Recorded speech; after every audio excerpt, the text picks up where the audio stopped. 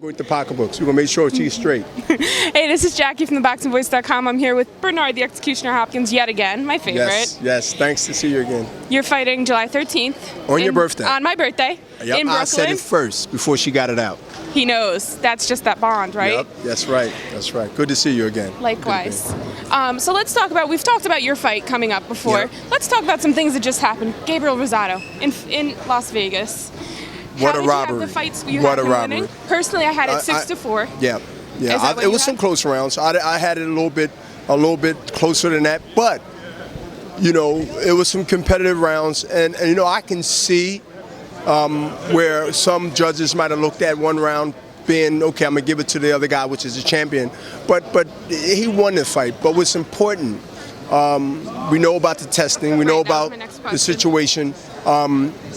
So the good thing come out of that, which is a bad thing for the champion, is that he get a chance, that is Rosario, get a chance to redeem, I guess you could say what the judges did and getting the loss or controversy loss. He get a chance to go back to the drawing board on a big scale and make wrong right.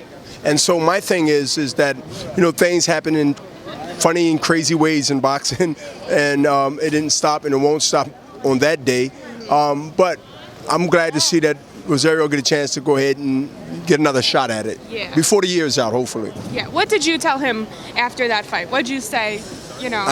First of all, I was just as disappointed as he was, and I said that we're going to get a rematch with this guy. I got with Richard Schaefer, I got with Eric Gomez, the matchmaker of Golden Boy, and I said, yo, man, we got to do a rematch for this fight. We got to make this fight happen again, and we won't turn our back on Rosario, even though he's not under our promotion. He's not. Okay. But I would gladly say that I will represent him like he is, even though he's not, because I got history with him. He has history with me, and he's a good guy.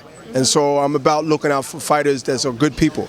And so he put a great effort on, and I think it was taken away from him. So my thing was to bring him back until the breaking news of the testing of the champion. So it makes my job even easier in a way where I don't have to continue to bang the drums to make it happen quicker. You understand? Or get shoved under some table or door or swept under a rug. So I'm glad for him. I'm glad for him. Everyone knows about it. I'm glad for him. So let's talk about what we're in town for. We're in Atlantic City at Caesars. Tomorrow night, Alexander. we have Lucas Maziz and Alexander. Yes. How do you feel? Who, what, where, why, when? Got the Peterson brothers. I feel that the guys that, first of all, I believe all the champions are going to win, but it won't be a thing where it'll be a walk in the park. I think that at the end, the fans in Atlantic City will continue to come and support the fights once they see that fights are back and live in Atlantic City. I mean, Atlantic City been done a lot of with the Sandy, with the new facility at the Barclays Center in Brooklyn, rather. And then, of course, the old ancient legendary Madison Square Garden. So they're not in the first 3 or first 2 ratings of bringing people back to this beach area, this town. But I think this is the first or the second step in big boxing to bring it back. And let me tell you something. I think that at the end, when you've seen this press conference, which is for Wayne is pretty impressive, because yesterday and the day before yesterday was a ghost town here. The beach was mine, basically. I was on the beach by myself. So slowly but surely, I think things are coming back, and we need to continue to do big fights here, continue to do name fights here, and people are going to eventually, when the weather is changing now, come down. They're going to start coming back down. Well, you had quite the weekend. Yesterday I was thinking about driving down here. Oh, yeah. I'm 2 hours away, and it was nice. I was going to come down and stay on the beach because I need to be. Yeah, get a little darker. Yeah, I need a little darker. So let's talk about one more thing. Coming up, Barclays Center, Danny Garcia and Adrien Broner. A lot of back and forth in the media about that. How do you feel about that fight? I feel that's a fight with a lot of personality, as we've seen and heard. Oh, I'm sorry. I totally just goofed.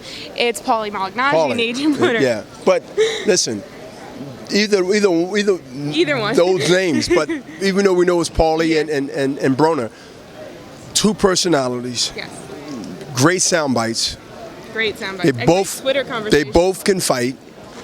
Paulie's been around a little longer, but he's not an older guy. That's what people don't understand. Paulie's not old. He's been at this level. He been on the championship level, fought the championship rounds. Broner just, to me, is someone special in the game. Talent. And he has a humongous swagger, in case you didn't notice. Yeah. When you put all those things together, that's a great fight on both ends. And that's a fight that Paulie gonna have to be on his game. And Broner has to be on his game, even though he's younger and he's thinking a little different, because Paulie is more of the veteran of the two.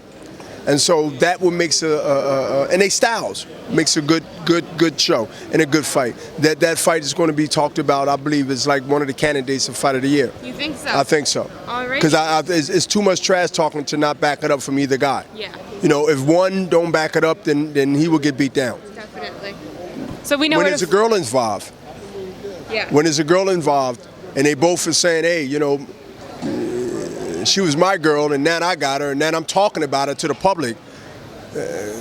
I've seen a lot of men beat each other up, and no one had the girl when they got done. The other guy got him. Yeah. So take it from a 40-year-old guy that might not have no real life experience in that order, but when two guys who had the same girl and one wound up with the girl, that I've seen a lot of people fight the best fights over a girl in high school, in elementary school, and sometimes on the streets.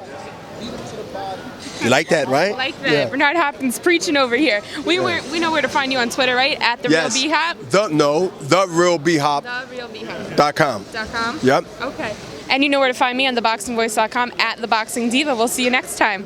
The Diva's in the house. Diva's in the house. Thank you so much. Good to see you. Wait, can you just take a picture? He is your absolute.